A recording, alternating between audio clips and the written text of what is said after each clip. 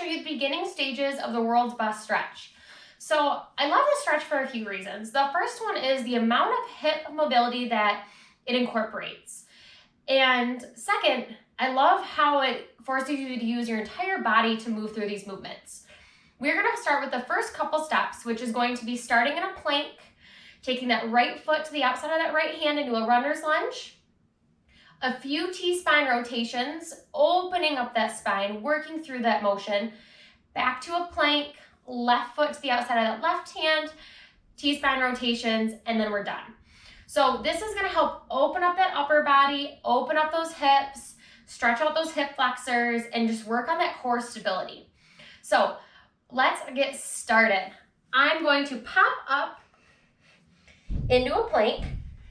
So my hands are underneath my shoulders, my core is tight, my glutes are tucked. Now I'm going to take my right foot to the outside of my right hand, and right here I can either sit on down, just letting gravity kind of push me down, or I can drop my left knee down to the ground. Right here, I'm feeling it in my hip flexor. I'm feeling a nice stretch through my groin. I'm now going to take my right hand and I'm going to look up at it, opening up towards my right leg. And then I'm going to come back down and set it back down on the ground. And I'm opening up and coming down and doing one more. Opening up and coming down. Now I'm going to press myself back up so my left knee's off the ground. Take my right foot back. Now I'm in that high plank. Hips are tucked, core is tight. Now I'm taking my left foot to the outside of my right hand, holding here, dropping right knee down if I'd like. Slowly sinking, opening up towards my left leg, nice little stretch, and back down.